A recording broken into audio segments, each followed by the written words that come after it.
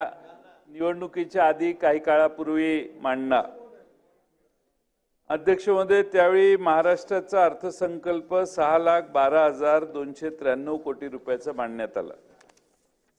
त्यावेळी सरकारने जाहीर केलं तेव्हाच्या अर्थमंत्र्यांनी की 20,000 कोटी रुपयाची बजेटमध्ये तूट असेल। त्यानंतर अध्यक्ष महोदय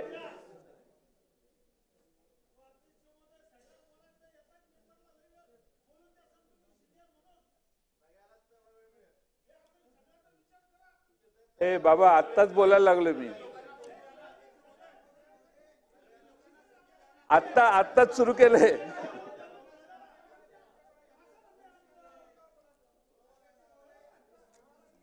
अध्यक्ष महोदय, मला संरक्षण दिलं तर बरं होईल। नाही, आपण बोला। सर्वांना या ठिकाणी बोलण्याची संधी दिलेली आहे, आपण बोला। आणि म्हणून अध्यक्ष महोदय, बजेटमध्ये 20,000 कोटी रुपयाची तूट होती।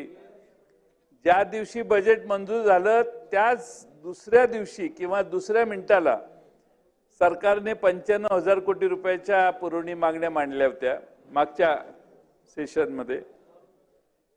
आणि आज अध्यक्ष महोदय 35,000 कोटी रुपयाच्या पुरवणी मागण्या आपल्या समोर आहेत। म्हणजे सरकारकडे जवळपास 1.5 लाख कोटी रुपयाची तूट। या सगळ्या मागण्या जर जशाच्या तशा अंमलात आणल्या तर 1.5 लाख कोटी रुपये सरकारकडे नाहीत, जे सरकारने आता खर्च करतो म्हणून जाहीर केलेलं आहे। अध्यक्ष महोदय, यामध्ये अनेक योजना अशा आहेत की ज्यात सरकारने यापूर्वी घोषणा केलेल्या आहेत। पीक विम्याची 814 कोटीची बाब क्रमांक 38ची मागणी आहे। फळ पीक विम्याची 150 कोटी रुपयाची बाब क्रमांक 37ची मागणी आहे। मी आपला वेळ जास्त जाईल म्हणून माझ्या आधी या पीक विम्याबद्दल काही सदस्यांनी उल्लेख केलेला आहे। आणि पीक विम्याचा महाराष्ट्रातला शेतकऱ्यांचा अनुभव फारसा चांगला नाही। आता आपण एवढी मोठी रक्कम जवळपास 964 कोटी रुपये हे आपण प्रोव्हाइड करतोय आणि याचा प्रीमियम भरणार आहे आपण। जर एवढ्या मोठ्या प्रमाणात आपण प्रीमियम भरत असू तर आमची अपेक्षा आहे की महाराष्ट्रातल्या शेतकऱ्यांना या पीक विम्याचा परतावा योग्य पद्धतीने मिळणं आवश्यक आहे।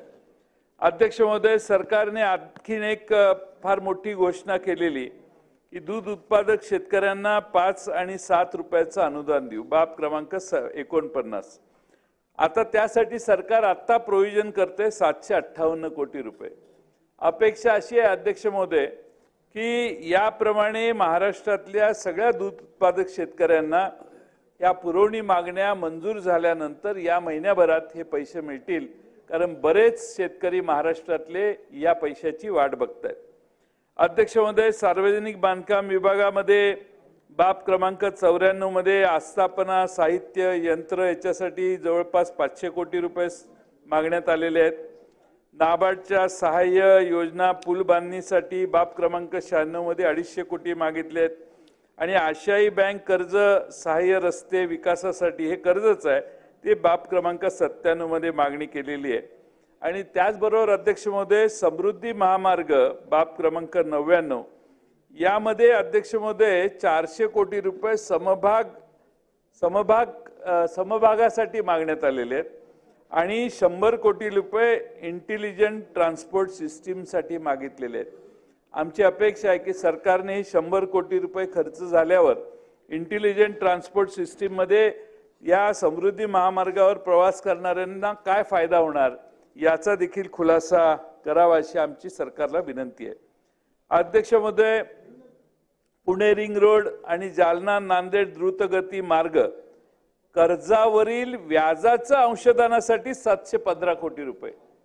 मला सरकारला आणि सभागृहाला ही सूचना करायची आहे की आपण मोठमोठे प्रकल्प घेतले त्याच्या कर्जाचं व्याज देण्याचा वेळ आता आलेला आहे आणि त्यामुळे पुणे रिंग रोड आणि जालना नांदेड द्रुतगती मार्ग, आता जालना नांदेड द्रुतगती मार्ग याचं सरकारने उत्तरात सांगावं की एकंदर टेंडर किती रुपयाचं काढलं, ते टेंडर किती रकमेला गेलं